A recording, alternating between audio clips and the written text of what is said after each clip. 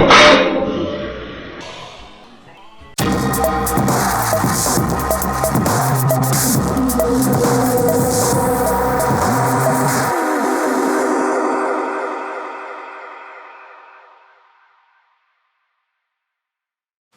guys, Selwyn here from WynnStrength.com, bringing you Day 3, Week 8 of the Powerbuilding 2 template by Barbell Medicine.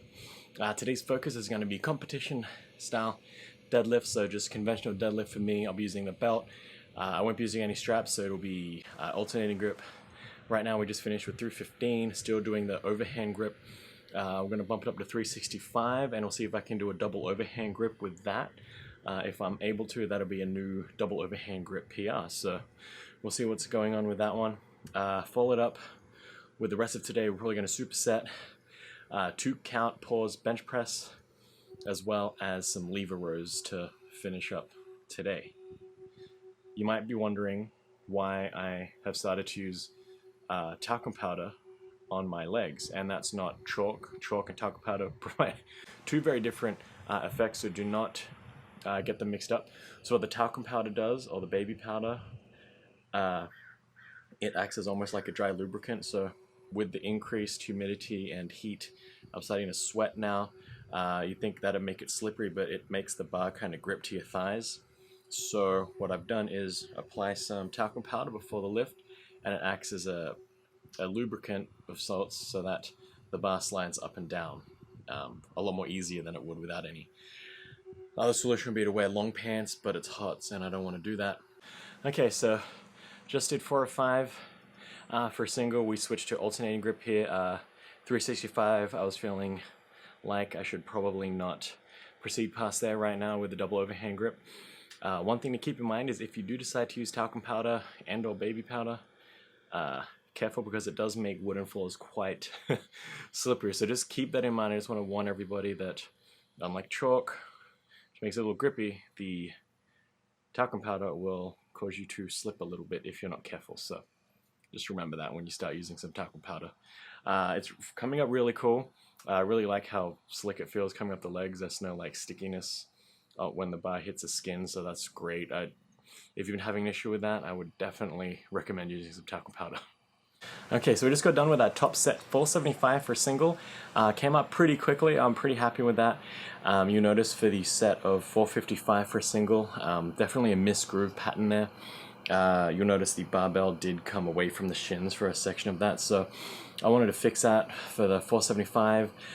So what that meant was I was leaning a bit too forward and probably starting with my hips too high. So I edged back a little bit from the barbells, I didn't start with my shins as close, brought the shins a little bit more forward, and that helped with the bar sticking with the shins there and the legs all the way up. So that was great there. I'm going to call it at 475. We're about 10 pounds shy of my current 1 rep max, so pretty stoked with that. Didn't come up too slowly. I think the speed was there for an 8, so we're good there. Next couple of sets are going to be volume, so we dropped the weight all the way down to 425. We're going to do that for a set of 5, and we'll see where it goes from there. Okay, so we just got done with 425 for 5 reps, very close to an RPE 9. I'm not sure what's happening today, but my technique just feels off. I'll probably be able to watch it in the replays to pinpoint exactly what's happening, but the deadlifts are feeling really long. One thing to keep in mind, or one thing that I notice, is that when my form is perfect, the deadlift feels like a really short motion. It feels like you're lifting the bar not that far.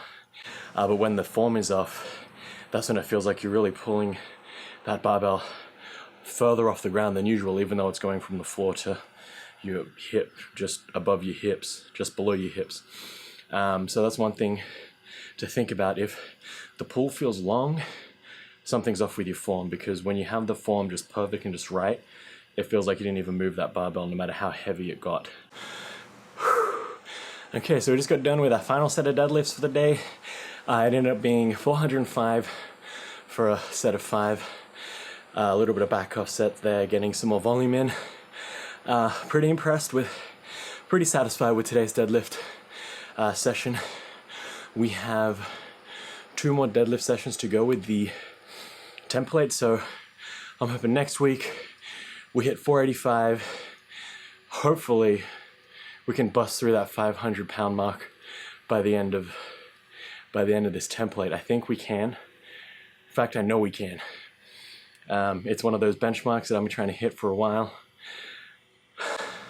So hopefully the extra volume, the extra heavy singles practice, we'll be able to get that 505 benchmark really soon. Next we move on to a superset. We're going to be doing 2 count pause bench press, followed with some lever rows. So we're currently just hit the hour mark, so pretty happy with the rest periods I took today. Didn't rest too long, kind of try to keep an eye on the time frame there. We probably did about 6 warm-up sets, so I'm pretty happy with the rest periods today, working on that conditioning a little bit more, getting some blood flowing before we hit the main heavy singles. So now onto the bench press lever row combo. Alright, so we just wrapped up day 3 of week 8. Finish off with the 2 count pause bench press, supersetted with some lever rows. I really like this combination. Brings me back to the old bodybuilding style workout days where you did the chest back supersets.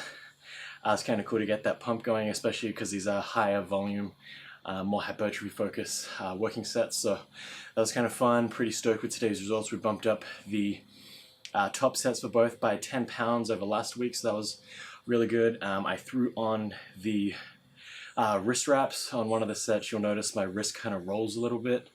Lack of focus, fatigue setting in. Whatever the case may be, I did want to not have a weight drop on my chest tonight, so I threw on the wrist wraps, and that helped secure the wrists and lock them in place for the rest of the working sets. So we got today's workout done in about hour 46 minutes, session RPE around an 8.5. The heat's definitely helping, getting the sweat working. Stoked with the deadlift again and all the other exercises. So we are moving forward. There is progress going on week after week in the big scheme of things. So really think it's a great template. Really able to push yourself with it while still keeping within some recoverable means there by not going all out every single session. So that'll about wrap it up for day 3. Check out the blog WynnStrength.com, where I leave a written up weekly overview of my training, a little bit more up to date, a little bit more information. I'll put the weights, the reps, the sets, and the RPEs that I used over the week. I'll give you an idea of how my training's progressing, and I'll touch on a few other things that don't come to my mind during the recording of these videos. I'll also leave links for the Barbell Medicine crew, where you can get a copy of this template along with all the other digital templates they have. Highly recommend their free resources as well. This has been Selwyn from WynnStrength, and remember, a better life through strength.